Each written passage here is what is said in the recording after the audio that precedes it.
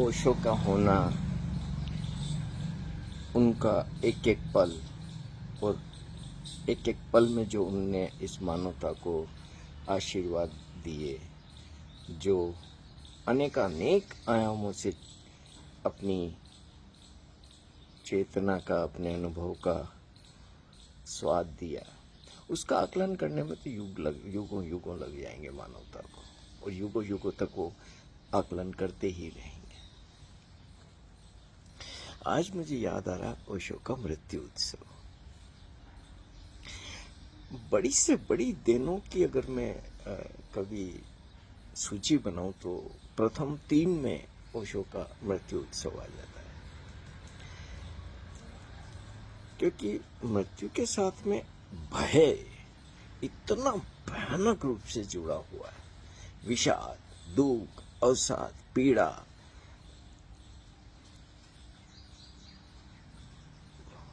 तो हर व्यक्ति चेतन अचेतन मृत्यु से कपता रहता है। बात बेबात मौत की आहट जीवन को उथल पुथल करती रहती है। ओशो ने उससे उत्सव बनाया और उसके ऊपर विस्तार से कई आयामों से ऐसी ऐसी बातें बोली कि आप सुन के आपको भी लगे कि हाँ यार, मृत्यु तो एक अनिवार्य प्रक्रिया है, जन्म के साथ मृत्यु भी आ जाती है। फिर उसका उत्सव मनाना,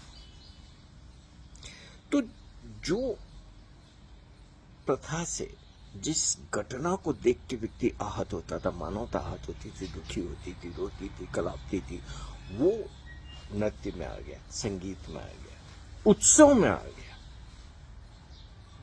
तो मुझे लगता है कि ये इस मानवता को बहुत बड़ी भेंट है ओशो की तरफ से।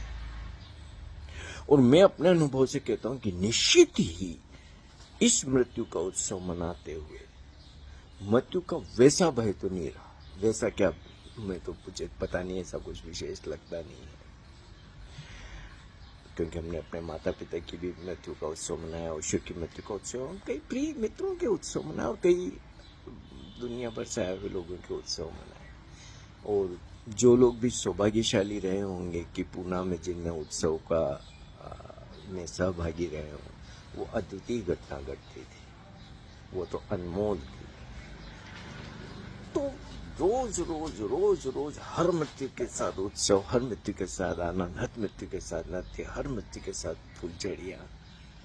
तो धीरे धीरे धीरे जो मृत्यु के नाम से अवसाद इकट्ठा हो गया था मानव के चित्त में, सामूहिक चेतना के अचेतन में, वो धीरे धीरे कम होने लगा। और निश्चित रूप से ध्यान के और उनके तो असर होते ही हैं, ओशो के मैसेज का असर तो होता ही है, लेकिन इस प्रक्रिया ने मृत्यु से बहुत बड़े वर्ग को जो ओशो के साथ जुड़े हैं एक पूरा नया गेस्टाल्ट दे दिया। अब किसी भी ओशो के जो जुड़े लोग हैं उनको मृत्यु वैसी तो नहीं डराती। अब मेरे भी कुछ एक ऐसे अनुभव हुए जो मैंने देखे कि जैसे मेरा हार्ट अटैक आया तो निश्चित ही मेरे को कोई ऐसा डर नहीं लगा कि यार मैं मर जाऊंगा, या और भी कुछ एक ऐसे अनुभव हुए। तो जो मृत्यु का उत्सव ओशो बोल के गए, जो उत्सव मनाने की हमें एक प्रेरणा दे के गए, वो इस मानवता को बहुत बड़ा उपहार है ओशो की तरफ से। लेकिन क्योंकि हर चीज जब कर्म कांड बन जाता है, हर चीज जब प्रथा बन जाती है, हर चीज जब एक मृत प्रक्रिया बन जाती है, तो उसका वैसा असर नहीं होता, वैसा प्रभाव नहीं होता जैसा होना चाहिए।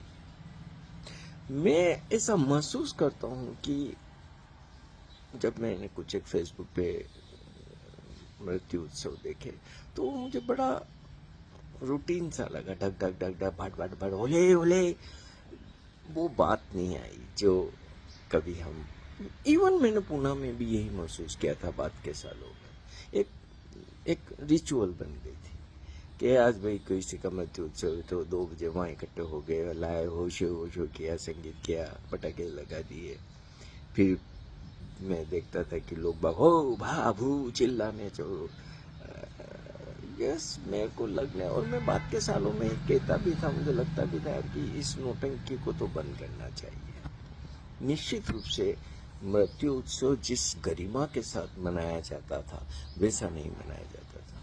फिर क्या होता है कि वीडियो हो जाते हैं, आप मोबाइल आ गए, सब आ गए, देखने वाले होते हैं, कई कैमरे फोटो लेते होते हैं, तो हर कोई चिल्लाना, बकवास चीजें, पता नहीं क्या क्या करते थे।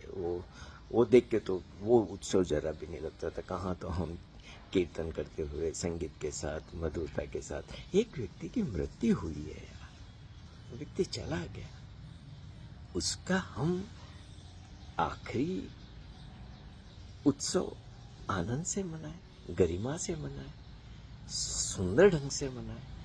तो निश्चित रूप से पूना में भी मैंने ऐसी बेहुदा हरकतें होते देखी थी, जो मृत्यु के आसपास जब लोग करते थे तो अजीब लगता था। फिर क्या होता है कि आप ये भी तो सोचो ना कि जिस व्यक्ति के रिश्तेदार हैं या मित्र हैं, जो भी कुछ ज्यादा क्लोज हैं, उनको कितनी वो तो आखिर पीड़ा तो होती है ना भाई। मृत्यु के उत्सव का मतलब तो नहीं कि पीड़ा नहीं होती, पीड़ा भी होती है, रोना भी आता है, लेकिन उत्सव भी मनाते हैं उनके सामने वे तो मैं निश्चित रूप से इस बात का विरोध करता था पूना में कि नहीं, ये मृत्यु उत्सव नहीं होता है। तो जब भी कोई चीज रिचुअल बनने लगती है, कर्म का, तो वो अर्थ खो देती है। मैंने इसी तरीके से लोगों को सक्रिय ध्यान करते देखा, इसी तरीके से कई चीजें करते देखा, कई मैं इसीलिए ध्यान शिविरों का भी विरोधी हूँ। वो एक शुद्ध कर्म कांड और कुछ भी नहीं।